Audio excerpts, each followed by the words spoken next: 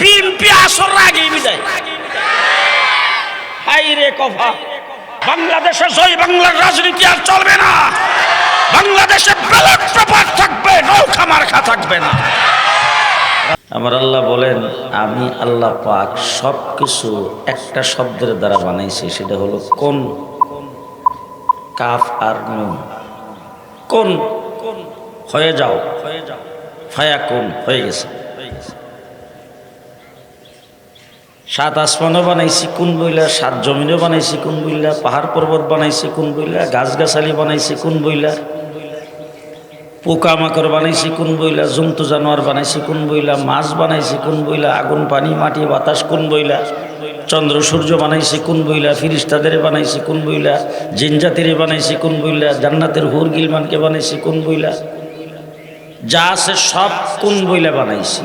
তোমাদের সৃষ্টির পালা যখন আসছে, আমি আল্লাহ পাক খালাক্তাহু বিয়াদাই, তোমাদেরকে আমার হাতের দ্বারা বানাইছি। মানুষকে কিসের দ্বারা বানাইছে? দাম কম না বেশি? হ্যাঁ, মানুষের দাম সবচাইতে বেশি। আমাদের দেশে যেমন শাপলা ফুলের দাম বেশি, ইলিশ মাছের দাম বেশি। আমাদের দেশের জাতীয় মাছ ইলিশ মাছ, জাতীয় ফুল শাপলা ফুল। এটা কি কোরআন শরীফের কোন আছে? আল্লাহ কইছে? এটা কেডা করছে? এটা বাংলাদেশের সরকারে গেজেট করছে, সংসদে বিল পাস করছে, তারপর হয়ে গেছে। আমরা যে মানুষ দামি, আমরা যে দামি হিসাবে সৃষ্টি হয়েছি, আমাদেরকে যে আল্লাহ পাক সমস্ত মাখলুকাতের ভিতরে দাম দিছে, এই দামটা কি জিয়াউর রহমান সাহেব সংসদে বিল পাস করে গেছে? কেডা? শেখ মুজিব, এরশাদ চাচা? ও তাইলে মনে হয় হাসিনা করছে। কেডা করছে? ওয়ালাকাদ কাররামনা বনি আদম, বনি আদমকে আমি সবচেয়ে বেশি সম্মানিত করে তৈরি করেছি। ৮০,০০০ মাখলুকাতের ভিতরে সবচাইতে বেশি সুন্দর করে মানুষকে বানাইছে। মানুষ সবচাইতে বেশি সুন্দর, ঠিক কিনা? আল্লাহ পাক ১ নম্বরে আমাদেরকে মানুষ বানাইছে, এটা খুশি নেবে যার। ২ নম্বর, আল্লাহ তাবারক ওয়া তাআলা মানুষ তো বানাইছে ঠিকই। আপনাদের এলাকায় হিন্দু নাই তো? হিন্দু জন্মগ্রহণ করছে কি গাছের থেকে পড়ছে? এরা কেমনে জন্ম হইছে? এরা কি মায়ের পেটে ছিল? এরা বোধ ৩ মাস করে ছিল। কয় মাস? আমি যত মাস ছিলাম এরাও, যে এরা জন্মের পরে বোধ হয় মায়ের দুধ খায় নাই। জি, এরা যখন জন্ম হয়েছিল তখন কি এদের মুখে দাঁত ছিল? আমার মুখে ছিল। তাহলে আমি জন্ম হয়েছি মায়ের পেটের থেকে, আমার মুখে দাঁত নাই। আমি জন্ম হওয়ার পরে মায়ের দুধ পান করে বড় হয়েছি। আমি জন্ম হওয়ার পর আমার হাত ছিল, কাজ হয় না। আমার জবান ছিল, কথা বলতে পারি না। আমার পাও ছিল, চলতে পারি না। হিন্দু কিন্তু এই অবস্থায়, আমি যেভাবে বাড়ছি হিন্দু এইভাবে বাড়ছে, আমি যেভাবে বড় হয়েছি হিন্দু এইভাবে বড় হয়েছে। আমি এখন যা খাই হিন্দুও তা খায়, আমি যেমন চলাফেরা করি হিন্দুও চলাফেরা করে। কিন্তু আল্লাহ তাবারক ওয়া তাআলা আমাকে দিছে মুসলমান মায়ের ঘরে জন্ম, হিন্দুরে দিছে হিন্দুর মায়ের ঘরে জন্ম। আল্লাহ ইচ্ছা করলে আমার হিন্দুর ঘরে জন্ম দিতে পারতো না তো? বাদ দিলাম আমার বাংলাদেশ, শতকরা ৯২% মুসলমানের দেশ, মুসলিম দেশে জন্ম না দিয়া আল্লাহ কি মুদির মতো কুলাঙ্গারের দেশে জন্ম দিতে পারতো? আমরা রে পারতো না? পার্শ্ববর্তী বর্মায় জন্ম দিয়ে বুদ্ধিস্ট বানাইতে পারতো? আল্লাহ পাক আমাদেরকে বাংলাদেশে জন্ম না দিয়া, মুসলিম দেশে জন্ম না দিয়া, ইউরোপে জন্ম দিয়ে কি খ্রিস্টান বানাইতে পারতো? ইসরায়েলে জন্ম দিয়ে ইহুদি বানাইতে পারতো? আল্লাহ তাবারক ওয়া তাআলা আমাদেরকে মুসলমান দেশে মুসলমান মায়ের কোলে জন্ম দিয়া মুসলমান বানাইছে। খুশি না বেজার? যে এবার এই যে হাফেজ মুহাম্মদুল্লাহ এখানে আছে, তার জিজ্ঞেস করে দেখবেন, আদম আলাইহিস সালাম থেকে ঈসা আলাইহিস সালাম পর্যন্ত যত নবী পৃথিবীতে আসছে, ওই নবীদের জমানাতে কোনো মানুষ আসেন না? ওই সমস্ত নবীদের জমানায়ও মানুষ আসিল? কথা কয় না দিই। তারা আইসা, নবীর আইসা দিন প্রচার করছে কার কাছে? মানুষের কাছে। কার কাছে? মানুষের কাছে। তো ওই সমস্ত নবীর জমানায় নবীদের উপরে যারা ঈমান আনছে, হেরাও তো ঈমানদার। এরাও তো মুসলমান, কথা কয় না? তাহলে 1,24,000 নবী আল্লাহ পাক পাঠাইছে, হাজার হাজার বছর অতিবাহিত হয়েছে।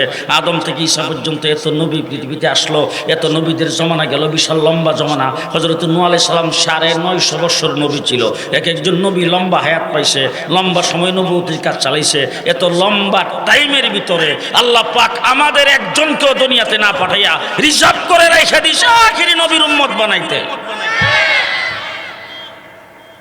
যত উম্মত দুনিয়াতে আছে সব উম্মতের মধ্যে কোন উম্মতের দাম বেশি? হ্যাঁ হ্যাঁ হ্যাঁ, আরে বাবা কথায় তো জোরে করে মায়া লোকে শুনবো তো, আসতে কয়েন। কোন উম্মত? এরা কারা? এদিকে আমরা না অন্যরা? তাহলে দাম কার বেশি? আচ্ছা এই যে দামটা যে বেশি, এটা তো গত ওই যে 2018 সালে নির্বাচনে ফাঁস কইরা এই হাসিনা প্রথমে কামটা করছে। আমাদের যে দাম বেশি বিশ্বনবীর উম্মতের, এটা হাসিনা সংসদে বিল পাস করে গেছে। জিয়াউর রহমান করে গেছিল, শেখ মুজিবুর রহমান। কেডা? হ্যাঁ কে? আমার আল্লাহ তাবারক ওয়া তাআলা আমাদেরকে সবচাইতে বেশি দামি উম্মত, কুনতুম খায়রা উম্মাতিন উখরিজাত লিন-নাস, তোমরা সবচাইতে বেশি দামি, ফজিলতওয়ালা। অতীতে যত নবী আইছে, এই নবীর যে কিতাব নিয়ে আইছিল, যেমন 103টা কিতাব আমাদের কোরআন শরীফের আগে আল্লাহ পাক নাজিল করছে। আমার কথা আপনারা বুঝেন তো? আমি কিন্তু কিছুটা নরসিংদীর ভাষায় কইবার চেষ্টা করতেছি, আপনারা যাতে বুঝেন। ফেস লাগতে তো অসুবিধা, টাইম কম টাইম কথা বুঝি না, বুঝে তো মুশকিল। বুঝতেছেন তো আপনারা? আমিও কিন্তু আপনাদের কাছের লোক, ভাদিল নদীটার হেফার, হ্যাঁ মাঝখানে মেঘনা নদী যায়। আর আপনাদের উপর দিয়ে তো আসা যাওয়া করা লাগে, জন্য আপনাদের লোক একটু বাউ না থাকলে সমস্যা না। তো আল্লাহ তাবারক ওয়া তাআলা যত নবী পাঠাইছিল, সমস্ত নবীর কাছে আল্লাহ পাক 103 খান কিতাব দিছে। কয়টা? 3টা বড়, 100 ছোট। এই 100 ছোট কিতাব আল্লাহ পাক নাজিল করছে। কোনটা ইব্রাহিম আলাইহিস সালামের উপরে, কোনটা আদম আলাইহিস সালামের উপরে, কোনটা নূহ আলাইহিস সালামের উপরে। এই যে কিতাবগুলি আল্লাহ পাক নাজিল করছিল, আজকার গোটা পৃথিবীতে কোনো মিউজিয়ামে, কোনো জাদুঘরে এর একটা কিতাব আছে? শুনছেন এই পর্যন্ত? ফেসবুকে কোনখানে লেখছে, কোনো মিডিয়ায় লেখছে, কোনো পেপার পত্রিকায়, কোনো টেলিভিশনে কইছে যে এই যে ইব্রাহিম আলাইহিস সালামের কাছে যে কিতাবটা নাজিল হয়েছিল, এটা মাটির নিচে এক জায়গায় পাওয়া গেছে? এরকম কোন সংবাদ আপনাদের কাছে আইছে? 100 সহিফার কোন অস্তিত্ব আছে? আছে। আল্লাহ তাবারক ওয়া তাআলা যে 3 খান বড় কিতাব নাজিল করছিল, তার মধ্যে একটা হলো জাবুর, হযরতে দাউদ আলাইহিস সালামের কাছে নাজিল করছিল। আজকের গোটা পৃথিবীতে দাউদ আলাইহিস সালামের উম্মত এবং জবুরের উম্মত, জবুরের অনুসারী একজন ব্যক্তিও নাই, কিতাবও নাই। আছে? নাই। ইহুদিরা দাবি করে আমরা তাওরীতের অনুসারী। আমি ইহুদিদেরকে চ্যালেঞ্জ করে বলতে চাই, বাবার বেটা হইলে হযরত মূসা আলাইহিস সালামের কাছে যে তাওরীত কিতাবটা নাজিল হয়েছিল, এটার একটা কপি দেখাতো। আছে তো? পারবো দেখাইতে? এই তৌরিতের হাফেজ তো বোধ হয় আমরা আপনাদের নরসিংদীতে কুড়িখানে কাছে, রায়পুরা তো আছেও, আমাদের বঙ্গবেড়ে আছে। হ্যাঁ, সারা পৃথিবীর কোথাও আছে। তোলা রাশি দিয়ে বাড়ি চালান দিলে পাওয়া যাইব। যে একটা হাফেজও নাই, কিতাবের কোনো অস্তিত্ব নাই। মুহাম্মদুর রাসূলুল্লাহ সাল্লাল্লাহু আলাইহি ওয়াসাল্লাম পৃথিবীতে আসার মাত্র 500 বছর আগে হযরত ঈসা আলাইহিস সালাম পৃথিবীতে আগমন করেছিলেন। ঈসা আলাইহিস সালাম দুনিয়া থেকে চলে গেছেন। ঈসা আলাইহিস সালামের ইনজিল কিতাব আছে? দেখাইতে পারবেন পৃথিবীর কোথাও? আজকের পৃথিবী চলছে ডলারের বাহাদুরি। হ্যাঁ, আমার বাংলাদেশে গত সরকারের আমলে দেখতাম পেপার পত্রিকা একদিন পর পরে লিখতো, ডলার সংকটের কারণে এলসি খোলা যাচ্ছে না। তাহলে পৃথিবীর আর ডলারের বাহাদুরি চলছে। ডলার কাদের হাতে? আমেরিকা। অস্ত্রের বাহাদুরি আমেরিকার, রাষ্ট্রের বাহাদুরি আমেরিকার, মাতবরি আমেরিকার। গোটা পৃথিবীর সমস্ত রাষ্ট্রগুলিকে আজকে মাতবরির জাল বিস্তার করেছে আমেরিকা। এত বড় মাতবর যারা, তাদের ধর্ম হইল খ্রিস্টান। বাবার বেটা হইলে একটা হাফেজ দেখা আছে তো?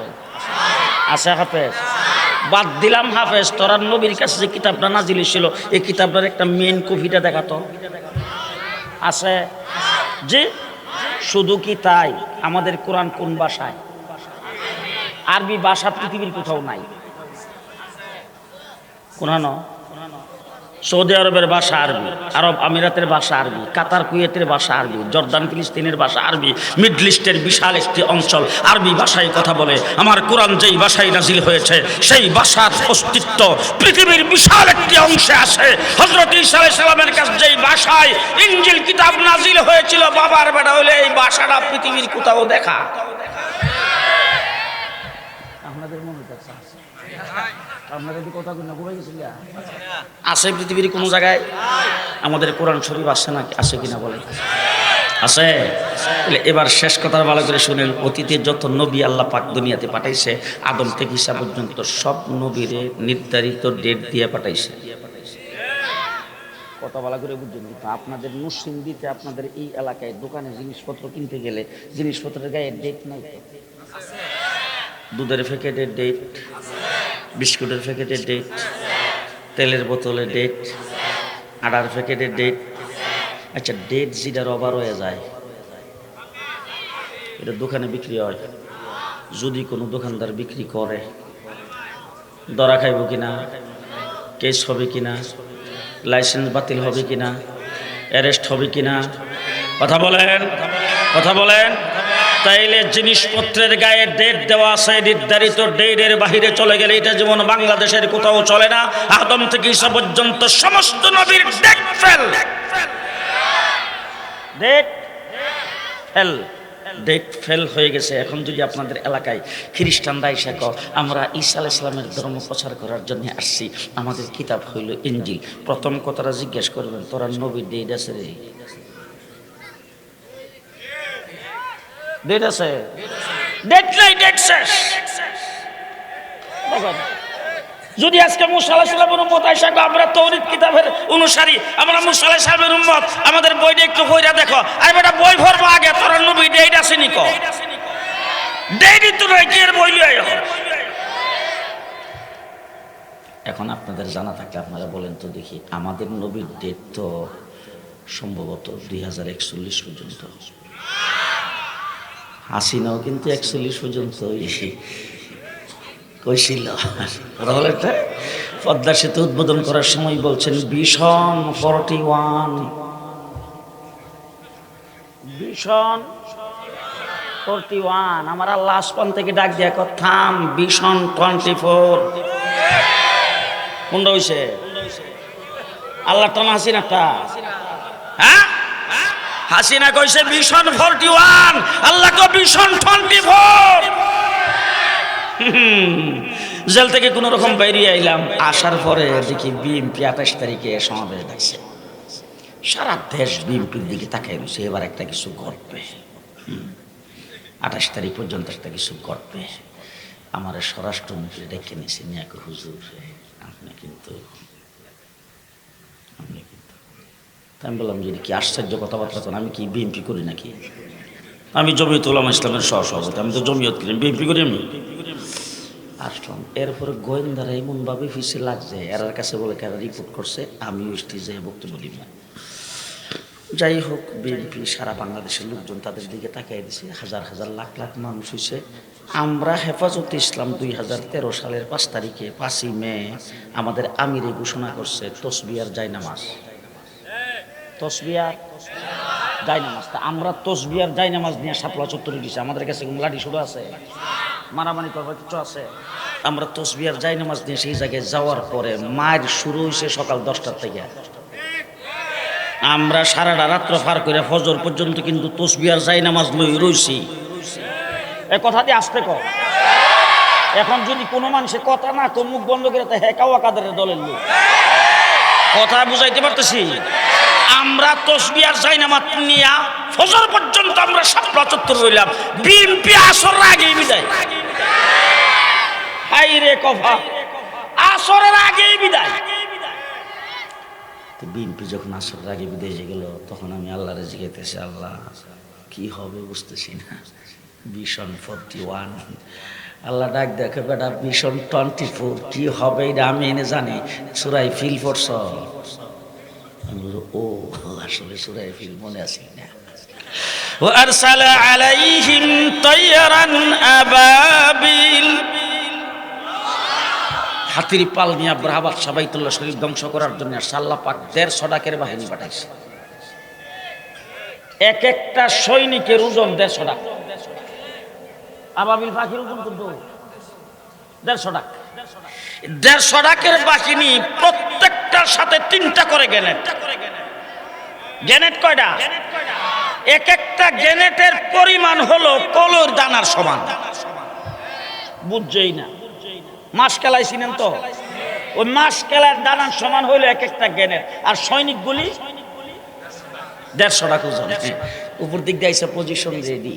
তারপর আবার সামনে ছায়া দেখছে, দেখে ও আসলে এই এলাকার মানুষ তো হাতি জীবনে দেখে নাই, এই এলাকার পাখিগুলি হাতি দেখছে না, এই জন্য দেখতে আইছে।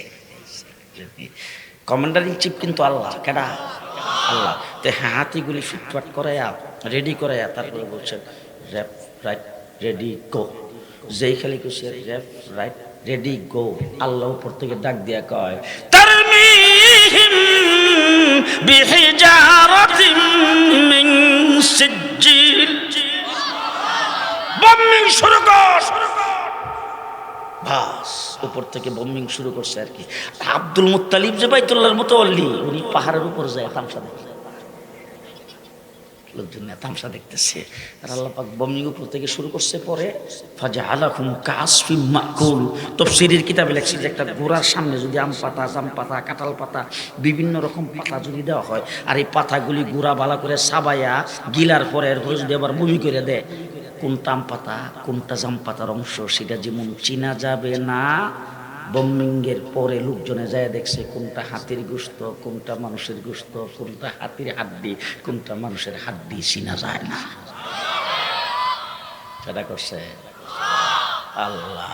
আল্লাহ ওই যে পুলিশের প্রধান, সেনাবাহিনীর প্রধান, বিমান বাহিনীর প্রধান, নৌবাহিনীর প্রধান সবগুলি গেছে হাসিনারে বিদায় করতো। যাইয়া খালি সামনে গেছে, তোমাদেরকে আমি এই সুযোগ সুবিধা দিছি, এমন পদোন্নতি দিছি, এই টাকা পয়সা দিছি, এই তোমাদেরকে এটা দিছি সেটা দিছি, এখন কেন আমার সামনে আসবে? তোমরা চতুর্দিকে গ্রাহ করে চালাও গুলি।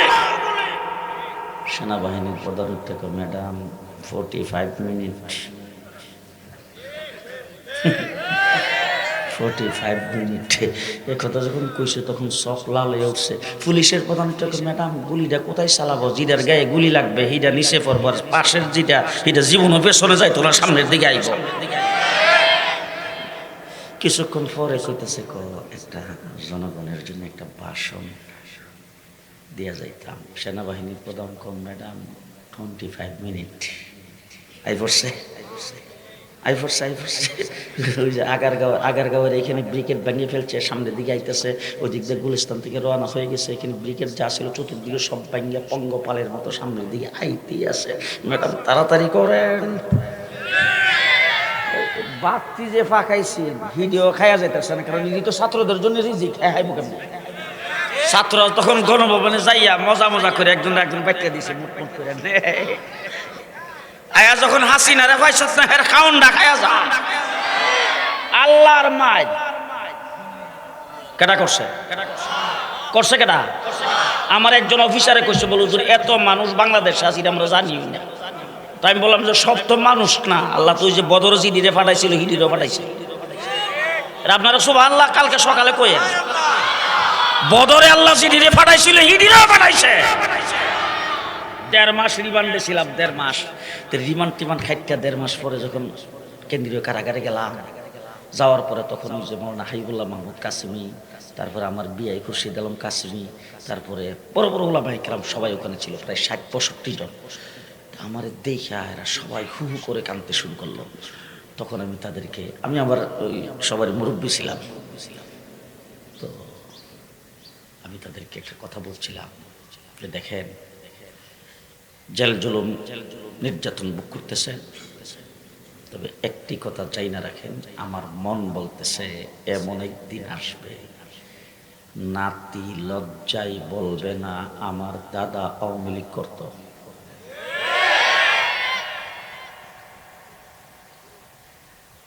ছেলে লজ্জায় বলবে না যে আমার বাপ আওয়ামী লীগ করত। আজকে আপনাদের এলাকায় ঘুরে ঘুরে দেখেন, নাতিরে জিজ্ঞেস করেন কি রে তোর দাদা, তো সে দেখবেন যে মাথা নিচে দিকে।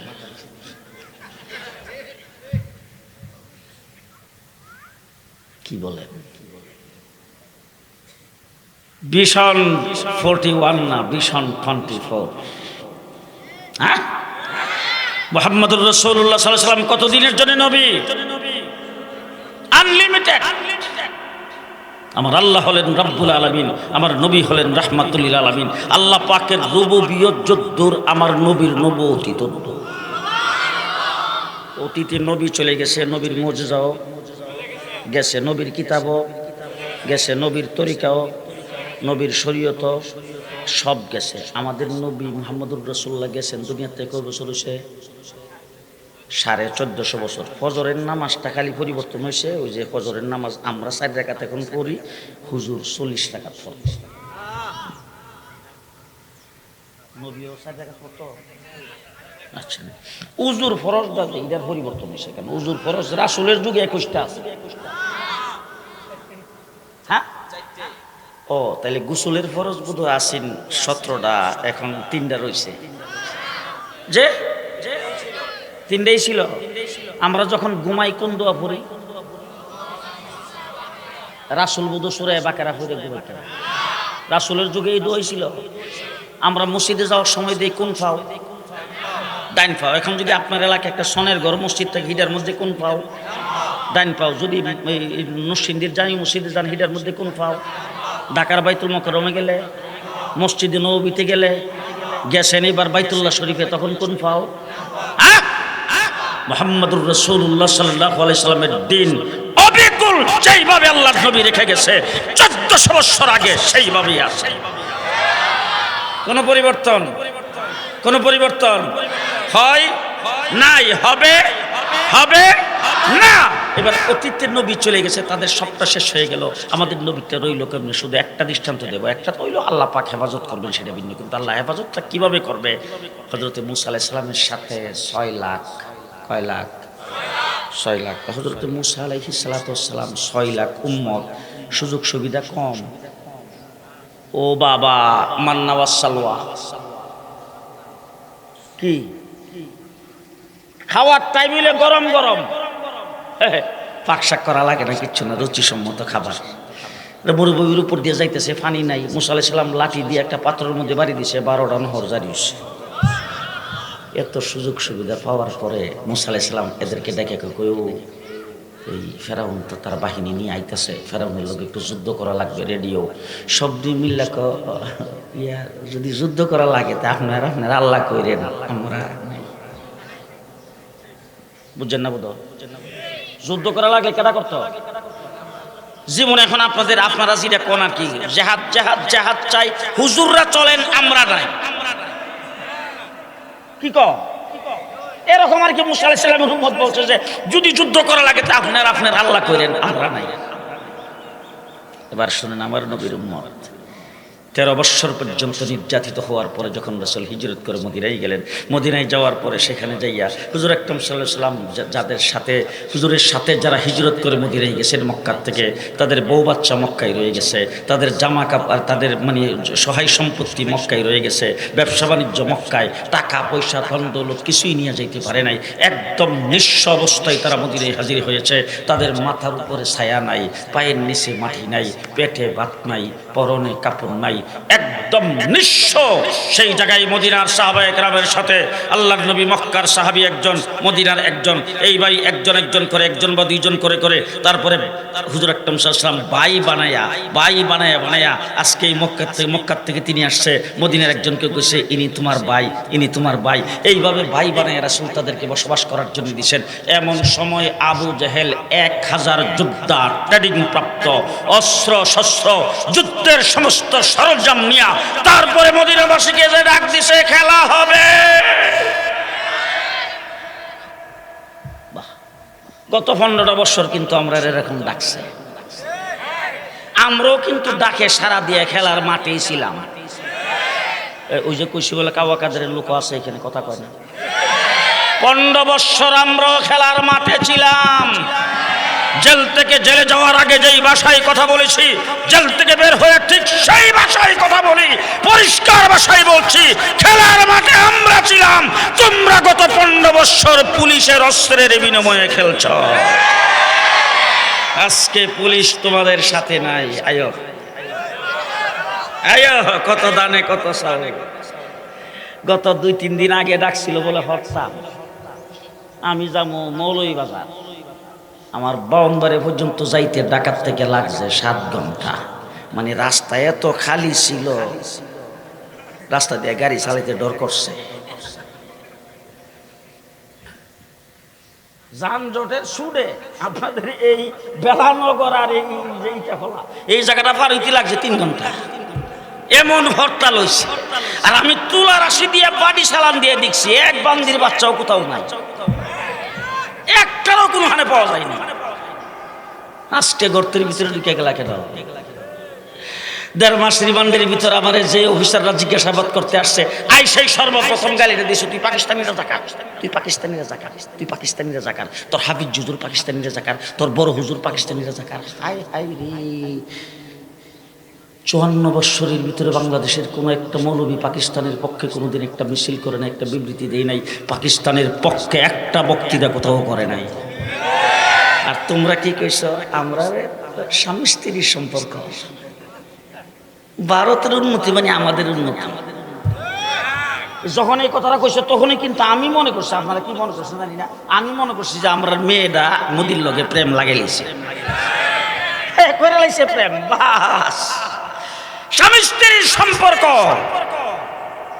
আজকে যখন তোমরা বর্ডার ফাঁস হয়ে যাইয়া মুদির ঘরে বসেছ, প্রমাণ হয়েছে তোমরা সবাই ইন্ডিয়ান রাজাকার, ইন্ডিয়ান রাজাকার। বাংলাদেশ ইন্ডিয়ান রাজাকারদের কারণে হুমকির সম্মুখীন। পরিষ্কার ভাষায় আপনাদের সামনে বলে গেলাম, আমার সচিবালয়ে তোমরাই আগুন জ্বালিয়েছ, আমার চট্টগ্রামে একজন আইনজীবীকে জবাই করে হত্যা তোমরাই করেছ। আজকে বাংলাদেশের রাস্তাঘাটে চুরি ডাকাতি যা হইতেছে সব তোমরা করতেছ।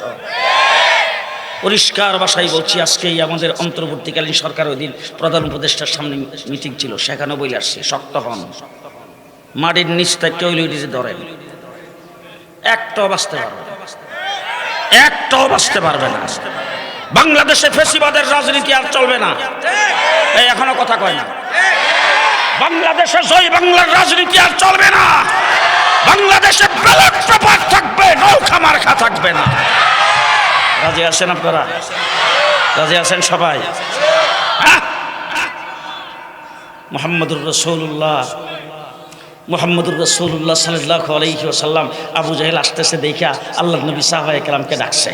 সমস্ত সাহাবায়ে কেরাম সামনে আসছে। আসার পরে রাসূল সব ঘুরাইয়া সবার দিকে তাকাইতেছে। হুজুরের তাকানি দেখে সাহাবায়ে কেরাম বুঝে গেছে আল্লাহর নবী আমরার কাছ থেকে কিছু শুনতে চাচ্ছে।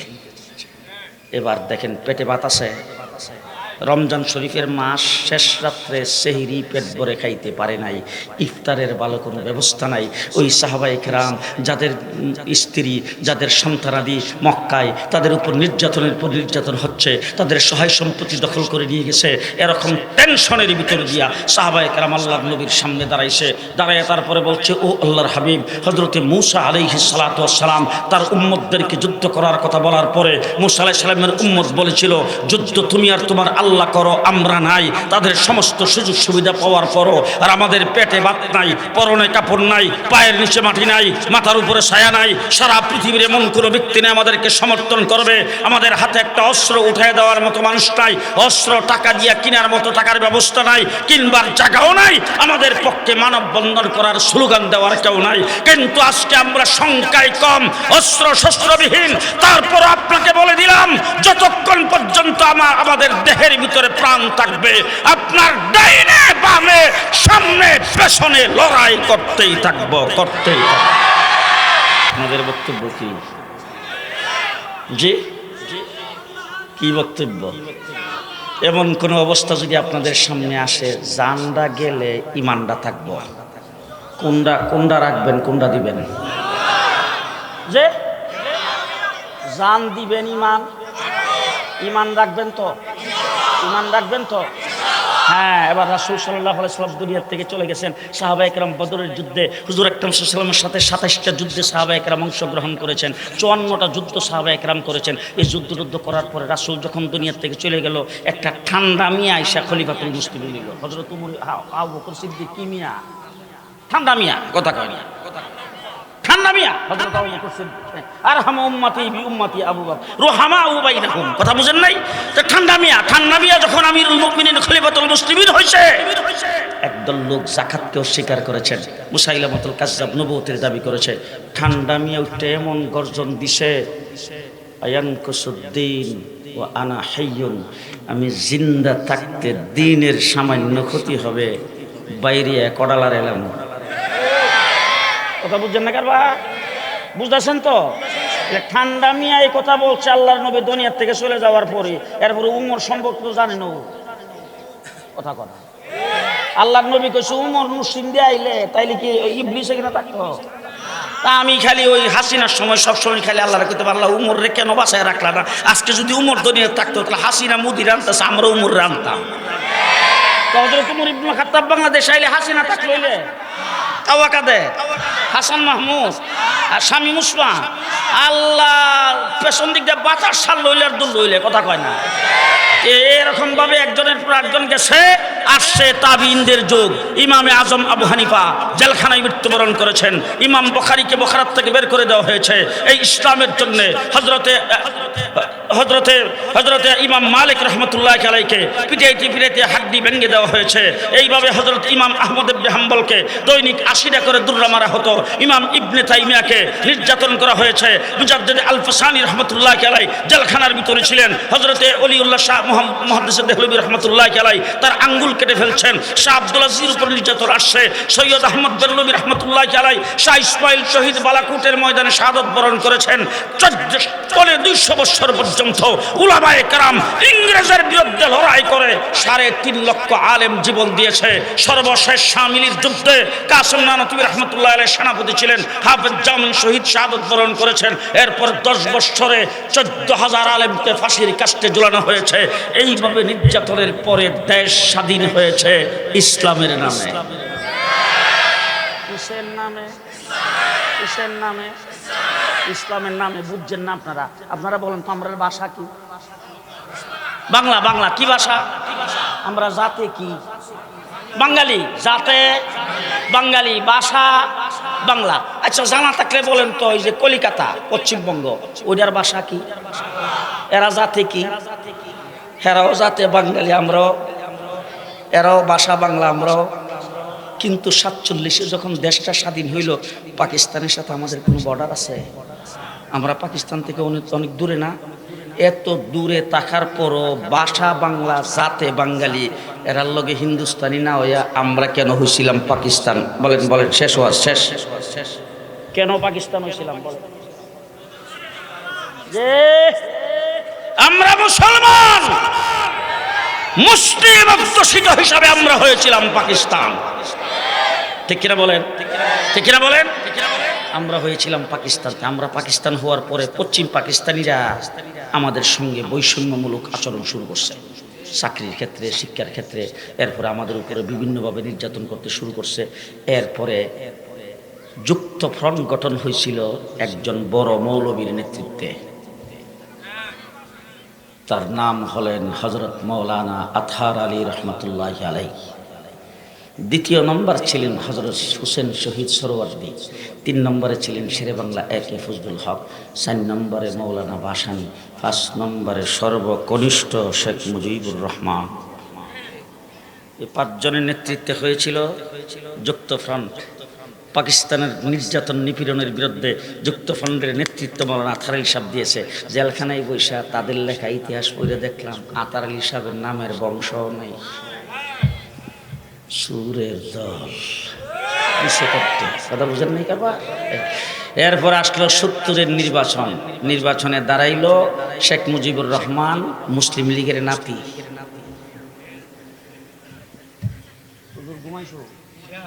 মুসলিম লীগের সর্বপ্রথম হইল মুসলিম লীগ। এখান থেকে শেখ মুজিব করলো আওয়ামী মুসলিম লীগ। আওয়ামী মুসলিম লীগ থেকে করলো আওয়ামী লীগ। তো মুসলিম লীগের কি হইল? সবাই কয় না। তো মুসলিম লীগের নাতি দাঁড়াইছে, দাঁড়ায় নির্বাচনী ইশতেহারে ঘোষণা করছে, আমি যদি ক্ষমতায় যাই, সরকার গঠন করি, ইসলামের বিরুদ্ধে কিছুই করা হবে না। এই কথাটা শুনে বাংলাদেশের মানুষ আর ইসলামের লাগবে তো দেশ স্বাধীন করলাম, লড়াই করলাম, রক্ত দিলাম, ইসলামের বিরুদ্ধে যখন কিছু করবে না, শিল মারো ভাই, শিল মারো। বাস সবাই মিল্লা সিল মাইল্লা নৌকা মার্কাকে ফাঁস করাইল, নির্বাচনে নিরঙ্কুশ সংখ্যাগরিষ্ঠতা পাইল আওয়ামী লীগ, শেখ মুজিবুর রহমান। কিন্তু পশ্চিম পাকিস্তানিরা তার কাছে ক্ষমতা হস্তান্তর করল না। যখন ক্ষমতা হস্তান্তর করে নাই, তখন 7.5 কোটি বাঙালি ঐক্যবদ্ধ হয়ে অস্ত্র ধরে 9 মাস যুদ্ধ করে বাংলাদেশ স্বাধীন করেছে। কয় মাস? কয় মাস? কয় মাস? এবার শেষ কথা ভালো করে মনে রাখেন। এখন যদি মনে রাখে জান, খালি পরে চিন্তা ভাবনা করে ভালো করে জিনিসটা ভালো করে বুঝে নিবেন, নাহলে পরে বুঝবেন না, ফেস লাগাইবেন। আর না হইলে আমার বাইনারে কইবেন, ওই যে মাওলানা হাফেজ মোহাম্মদুল্লাহরে কইবেন, তারপরে যদি আমি সুযোগ পাইতে আপনারা আবার ভালো করে বুঝাই দিব, তাহলে না বুঝলে ফেস লাগাইবেন। এবার কয় মাসে স্বাধীন করছি? 9 মাস। আচ্ছা, এখন জানা থাকলে বলেন তো, কাশ্মীরের পক্ষে যে কয়েকদিন পর পরে আমরা কাশ্মীরের মানে পক্ষ হয়ে যে মিছিল করি, এই কাশ্মীর স্বাধীনতা যুদ্ধ করতেছে কয় বছর? 70 বছর। কয় বছর? 70 বছর। লক্ষ লক্ষ মা বোনদের ইজ্জত গেছে, লক্ষ লক্ষ বাচ্চা সন্তান নিহত হয়েছে, লক্ষ লক্ষ মানুষ জীবন দিয়েছে। ওই সিনে স্বাধীন, ওই সিনি 70 বছরেও হয় নাই। আমার পাশে হইল আসাম, আজকে 40 বছর স্বাধীনতা যুদ্ধ করতেছে। কয় বছর? 40 বছর। 40 বছরই আমার বাংলাদেশের উপর দিয়ে 10টা অস্ত্র, শুনছেন না? এই আমার বাংলাদেশের কত নেতা, কত মন্ত্রী, কত অফিসার জেলে 10টা অস্ত্রের মামলায়। এই 10টা অস্ত্র তাদের স্বাধীনতা যুদ্ধের জন্য নিতে চাইছিল, আমার বাংলাদেশের উপর দিয়ে কেমনে কেমনে জানি না। যাই হোক, এই যে স্বাধীনতা যুদ্ধ করতেছে 40 বছর, ওই সে তো স্বাধীন। যে আমরা কয় মাসে? কয় মাসে? আজকে যারা মুক্তিযুদ্ধের পক্ষ শক্তি বলে, আলেম উলামায়ে কেরামকে নাটকে, সিনেমা হলে তোমরা আমাদেরকে মৌলবী বানায়া দেশদ্রোহী হিসেবে তোমরা প্রমাণ করো, উপস্থাপন করো, মুক্তিযুদ্ধের চেতনার কথা বলে দিনের বুটে রাতে করে যারা 15 বছর দেশটাকে শোষণ করেছো, তাদের চোখে আঙ্গুল দিয়া বলতে চাই, আমরা যদি মুসলিম অধ্যুষিত হিসাবে পূর্ব পাকিস্তান না হতাম, আমরাও 70 বছরে স্বাধীনতা অর্জন করতে পারতাম না। এবার বুঝা থাকলে বলেন তো, স্বাধীনতার মূলে কি? স্বাধীনতার মূলে ইসলাম। এখন দেশটা যখন স্বাধীন হইল, সর্বপ্রথম আইসা শেখ মুজিবুর রহমান সাহেব বলেন, আমার সোনার বাংলা। আপনারা যারা মুরব্বী এরা দেখছেন বোধহয়, একজনে বমি করছে, আরেকজনে খাইছে। যাই হোক, পরবর্তীতে আরেকজন আইসা কো, আমার দেশ হলো সবুজ বাংলা। এটা কিছুদিন চললো, চলার পরে আইলো এরশাদ চাচা। এরশাদ চাচা আইসা কো, আমার দেশ হইল নতুন বাংলা। উনি 9 বছর প্রেসিডেন্ট ছিল, 10 বছরের জেল। 9 বছরের প্রেসিডেন্ট, 10 বছরের জেল, 10 বছরের জেল। এরপর আসলো শেখ হাসিনা, আইসা কইল আধুনিক বাংলাদেশ, মডার্ন বাংলাদেশ। 3 নম্বরে কয় ডিজিটাল বাংলাদেশ। পদ্মা সেতু উদ্বোধনের সময় স্মার্ট বাংলাদেশ, কাঁচা মরিচের কেজি 1200 টাকা, স্মার্ট বাংলাদেশ। এখন আমরা কি দেখলাম? সোনার বাংলা, সবুজ বাংলা, নতুন বাংলা, আধুনিক বাংলা, মডার্ন বাংলা, ডিজিটাল বাংলা, ইসলাম বাংলা। 54 বছর গেল। এবার জুলাই আগস্টের যে বিপ্লব হয়েছে, বিপ্লবের পরে আমার বাংলাদেশ হবে ইসলামের বাংলাদেশ, ইসলামের বাংলাদেশ। দেখি কে কে আছেন, কে কে আছেন দেখি। ইসলামের বাংলাদেশের পক্ষে কারা কারা আছেন? আসেন তো, আসেন তো। জীবনে অনেক রক্ত দিয়েছেন মার্কার জন্য, অনেক রক্ত দিয়েছেন নেতার জন্য, অনেক রক্ত দিয়েছেন দলের জন্য। ছাত্রদল, যুবদল, ছাত্রলীগ, যুবলীগ, আবাল, বৃদ্ধ, বনিতা, বয়স্ক এবং যুবক সকলকে বলতে চাই, আসুন আসুন, জাগুন, মাঠে নামুন। এবার রক্ত দেব ইসলামের জন্য, এবার রক্ত দেব কোরআনের জন্য, এবার রক্ত দেব নবীর ইজ্জত রক্ষার জন্য। প্রস্তুত আছেন? প্রস্তুত আছেন ইনশাআল্লাহ? আল্লাহ কবুল করুক। আমি একটা জিনিস এখানে এসে চিন্তা হইতেছে যে আমরা যারা মৌলবাদী